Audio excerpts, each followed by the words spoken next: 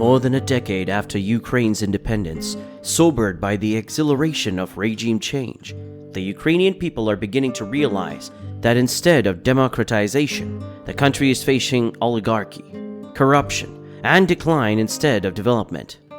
The ruling, incompetent post-Soviet leadership has failed to do its job, and the divided opposition has begun to prepare for the forthcoming presidential elections. Ukraine, stuck in the collision zone of global geopolitical rivalry, was caught in this cavalcade of color revolutions that divided society and political power spectrum along a fault line that has been deepening ever since. East or West?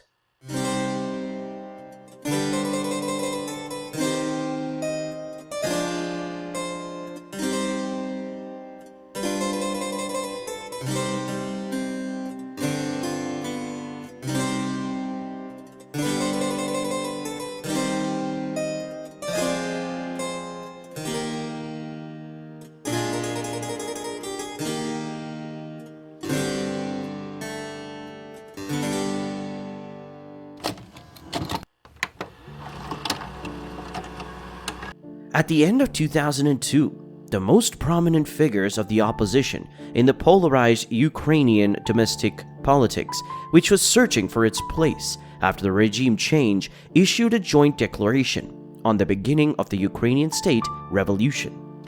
Viktor Yushchenko of the Our Ukraine Party, Alexander Moroz of the Socialist Party of Ukraine, Petro Simonenko, leader of the Communist Party of Ukraine, and Yulia Tymoshenko formed an alliance.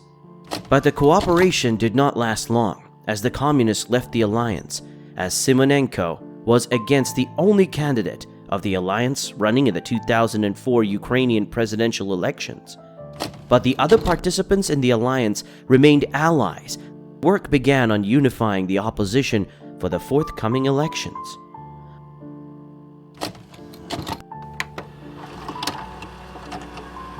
On 2nd July 2004, Our Ukraine and the Yulia Tymoshenko bloc formed a coalition called People's Power, which aimed to halt the destructive process that had become a feature of Ukraine under the presidency of the incumbent Leonid Kuchma and the prime ministership of Viktor Yanukovych.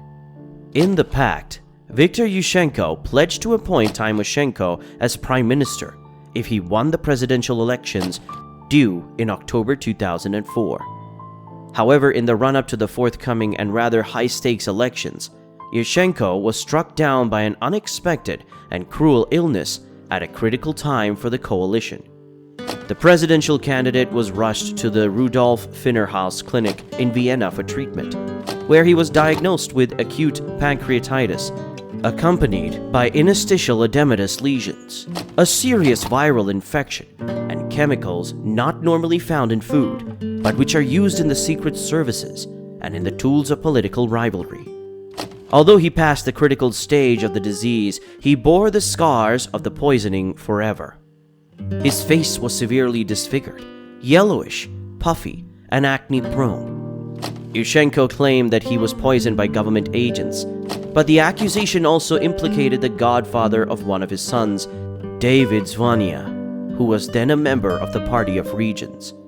The perpetrator and the interest group have not yet been identified, but in a later interview, Yushchenko accused businessman Volodymyr Satsyuk, former deputy head of the SBU, of having shown the first symptoms after the presidential candidate left a dinner with intelligence service chiefs. But Satsyuk denied the accusations.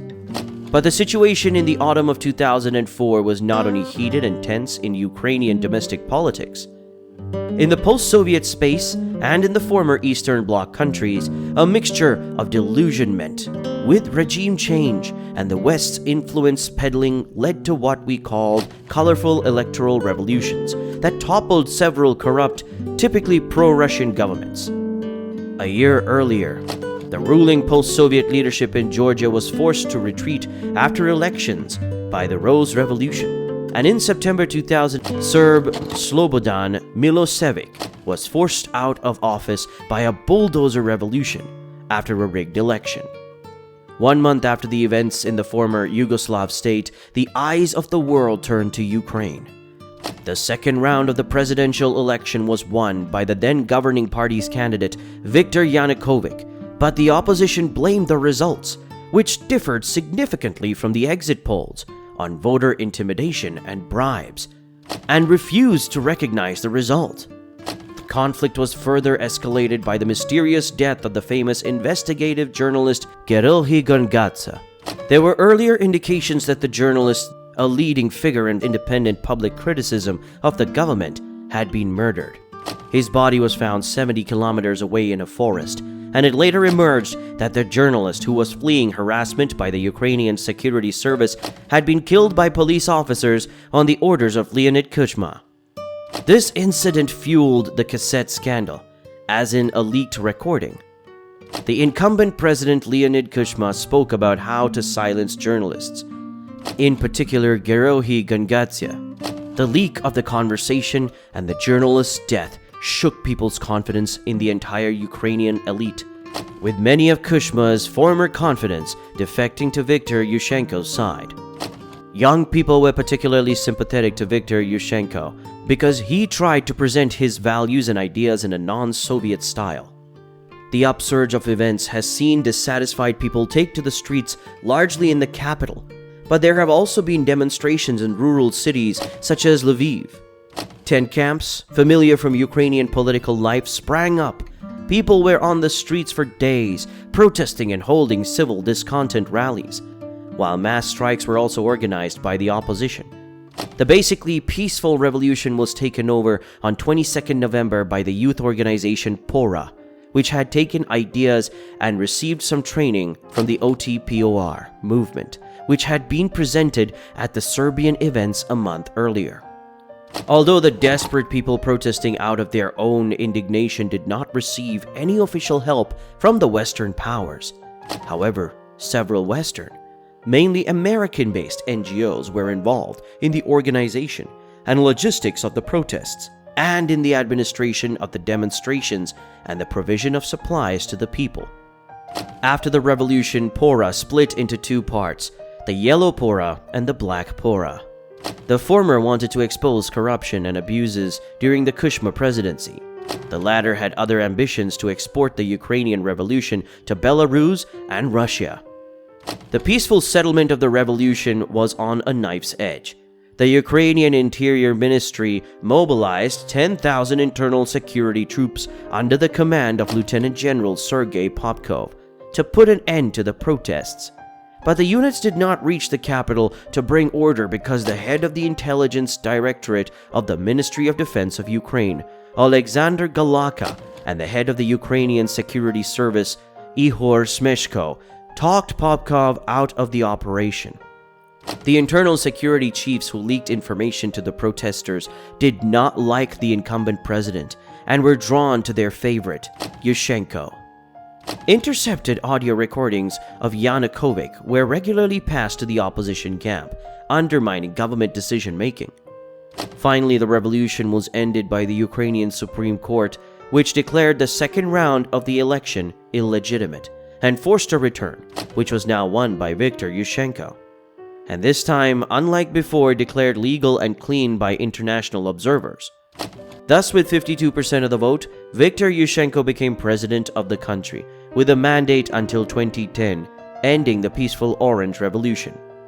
True to the agreement, his political ally Tymoshenko was allowed to form a government. However, his difficult victory and Yushchenko's presidency were not without its difficulties.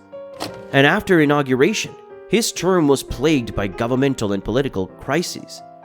The head of the SBU, later president of Ukraine and former advisor to Kuchma, Alexander Turchinov, after his appointment, called off the investigation into the murdered journalist.